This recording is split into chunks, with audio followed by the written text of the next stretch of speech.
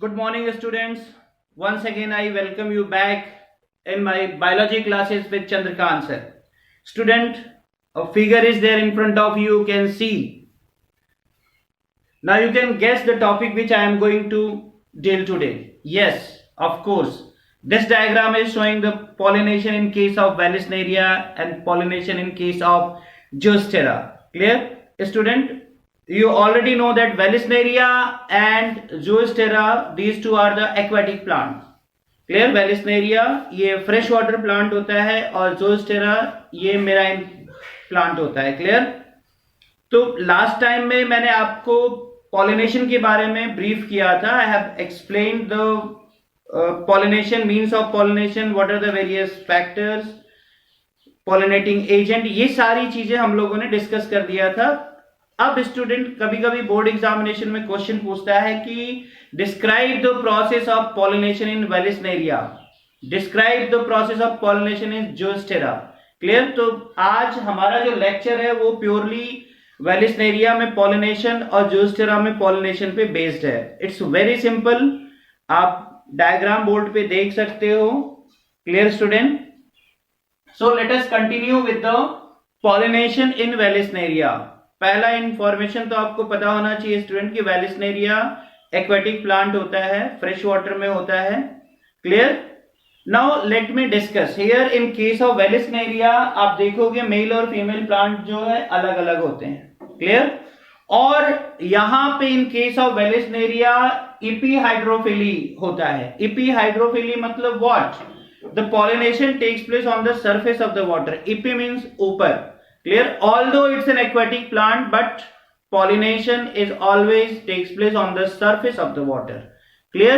इस केस में आप देखोगे what happens, the female flower has a long stalk and the coiled stalk. Clear. Plant submerge होते हैं बट उसके फीमेल फ्लावर की जो स्टॉक होते हैं बहुत लंबे होते हैं. They are highly coiled and the female flower remains on the surface. They remain floating on the surface. ऊपर की ओर होते हैं. And what happens in case of the male plant? Male plant again it is submerged plant and the flowers they are released on the surface. जब ये plant mature हो जाता है तो फ्लावर जो है they are released, they come on the surface and with the help of water current, that is the passively. Clear. Passively with the help of water current the male flower they come in contact with the female flower and thus pollination takes place. तो यहां पे आप देखोगे जो pollination हो रहा है student वो सरफेस पे हो रहा है. क्लियर. वाटर के सरफेस पे हो रहा है, not inside the water. Clear. So this is about the pollination in case of Vallisneria. Clear. Plant submerge होते हैं, they are inside the water but the pollination takes place on the surface. यहां पे female flower की खासियत होती है, आप देखोगे the stock is very long and coiled और ये फ्लावर सरफेस पे आ जाते हैं. मेल फ्लावर रिलीज हो जाते हैं कंटेनिंग पॉलन ग्रेन्स और ये ऊपर सरफेस पे चले जाते हैं. पैसिव वाटर करंट के साथ जब ये कांटेक्ट में आते हैं then pollination takes place. Clear. Now let me discuss about the pollination in case of Zostera. Clear student. Zostera commonly known as the sea grass. कभी कभी बोर्ड एग्जाम में ज़ोस्टेरा नाम ना देखिए, सीधे क्वेश्चन पूछता है describe the mechanism of pollination in a sea grass studied by you. तो ये प्योरली मेराइन प्लांट होता है, ये समुद्र में पाया जाता है, खारे पानी में पाया जाता है. Clear. Plant is submerged here. In this case आप देखोगे कि पॉलिनेशन इज हाइड्रोफिली, बट कौन सा hydrophily?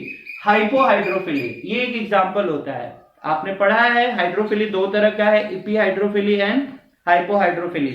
So here in case of Zoastera the pollination is always hypohydrophily, यानी अंदर की तरफ होता है. यहां पे आप देखोगे pollen grains they are released. ये आप वाटर में देख सकते हो, ये सब pollen grain है. मेल फ्लावर से pollen grains रिलीज हो जा रहे हैं और ये सबके सब फीमेल फ्लावर यानी स्टिग्मा के कांटेक्ट में आ जाते हैं. Again here they come in contact with the help of water current. Clear student. तो यहां पे in case of Vallisneria surface पे हो रहा है, यहां पे इन केस ऑफ ज़ोस्टेरा वो इनसाइड द वाटर है. This is the biggest difference. Clear. So in this way student we have completed pollination in Vallisneria as well as pollination in Zoostera. Clear? अब मैं pollination से related कुछ और important चीजें बताना चाहता हूं मैं, बहुत ही इंपॉर्टेंट चीजें। आप स्टूडेंट देखोगे पेज नंबर एनसीईआरटी के पेज नंबर 29 पे जो फिगर 2.10 दिया हुआ है वो कॉर्न कॉब का है, यानी मक्के का है। वहां पे आप देखोगे एयर पॉलिनेशन होता है। क्लियर? कभी कभी पूछता है, तो वो जो फ्लावर होता है उससे जो फाइबर लाइक स्ट्रक्चर निकले रहते हैं, यानी जो टेसल्स होते हैं कॉर्न कॉब के, वो कुछ और नहीं होते, they are stigma and style. ये बोर्ड में पूछा हुआ, 2014 के बोर्ड एग्जाम में ये क्वेश्चन पूछा गया था। क्लियर? सो कॉर्न कॉब में जो टेसल्स होते हैं they are nothing but they are the stigma and style, ये आप याद रखिएगा। So this is about the corn plant. Clear? Now let me explain you something about the pollination in case of yucca plant. Clear? yucca plant के अंदर जो pollination होता है student वो इंसेक्ट पॉलिनेशन होता है। क्लियर? एंटोमोफिली होता है। Here moth is the, I am using the word moth, एक तरह का इंसेक्ट होता है। Moth is the pollinating agent. तो both are mutually benefited with each other. Yucca plant और जो मॉथ होता है, जो इंसेक्ट होता है, दोनों के बीच में एक म्यूचुअल अंडरस्टैंडिंग होती है, they are mutually benefited. Clear? एक सिम्बियोटिक एसोसिएशन आप कह सकते हो, where both are benefited with each other. किसको किससे क्या फायदा होता है? क्लियर? आप देखोगे कि मॉथ जो होता है they lay their eggs in the locules of the ovary. Clear? यानी ओवरी के जो लॉक्यूल्स होते हैं, यक्का प्लांट की ओवरी की जो लॉक्यूल्स होते हैं, they are the safe place for egg laying. So moth they lay their eggs in the locules of the ovary, यानी ओविपोजिशन वाला जो प्रोसेस होता है, एग डिपॉजिट वाला जो प्रोसेस होता है, वो ओवरी के अंदर होता है। Clear student? तो ये तो फायदा हो गया मॉथ को, और डेवलपमेंट भी ठीक से होता है, they are getting the enough food material. Clear?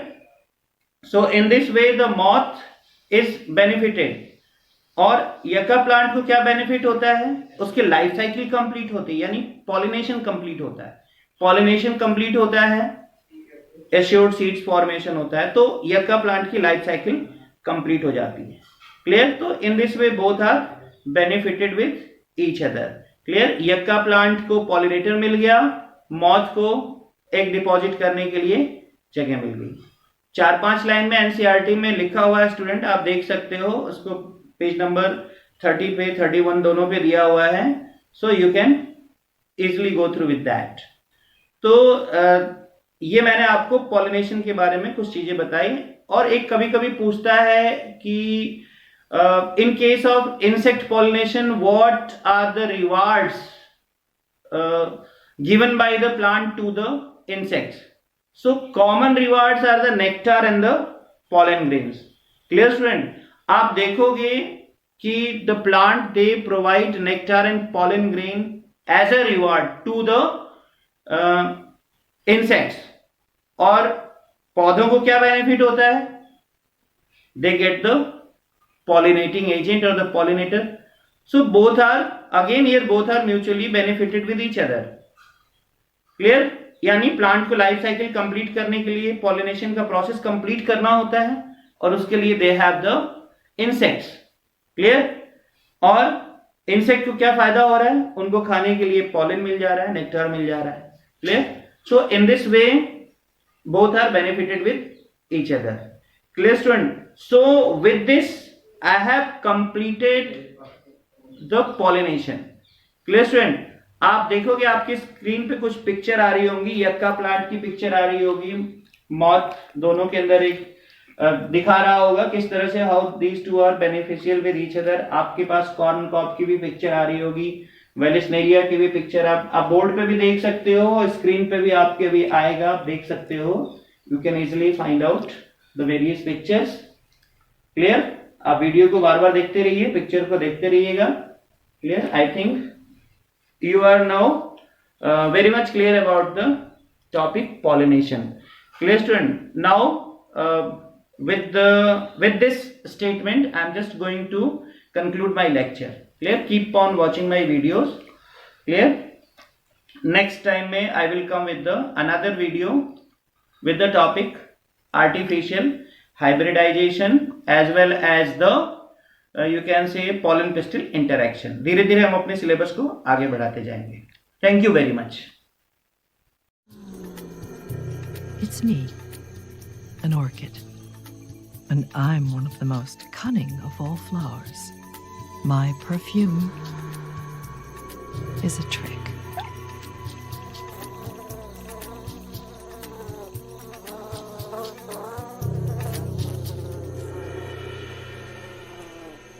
The orchid bee depends on me for help with his central mission in life, to mate with a female.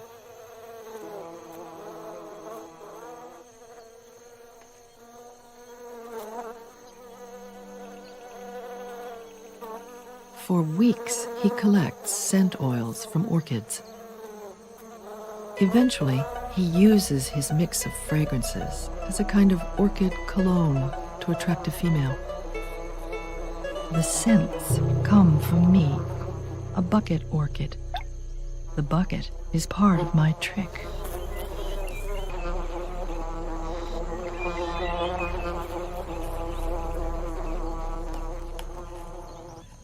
The bee has to climb a waxy slope to reach the scent oils cleverly hidden beneath a hood.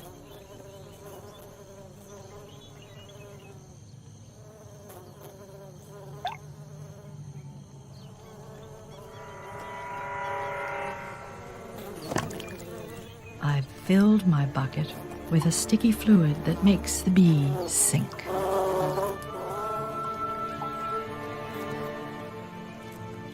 I provide only one escape route, which leads him just where I want him.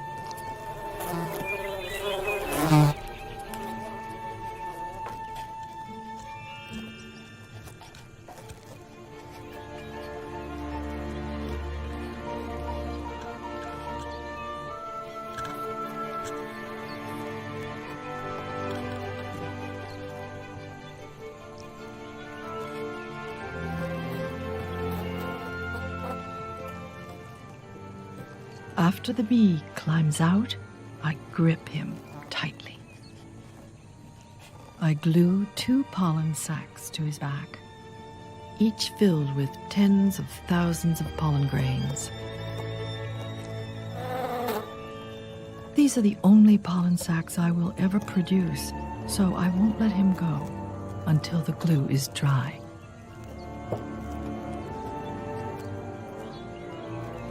I may wait an hour or more before loosening my grip. This one bee now carries my legacy. When he comes upon the scent of another orchid that same day, he heads right for it. If he slips into the bucket of this second orchid, the pollen sacs on his back will come unglued. Pollination can occur. A new orchid generation can begin. How nature has created such intricate strategies is a mystery of life. Yet we can unravel some of the puzzle if we go back in time. Back nearly 200 million years. During the age of reptiles, there were no mammals larger than a mouse. For a very long time, there were no flowers either. Without flowers, Earth was a drab place.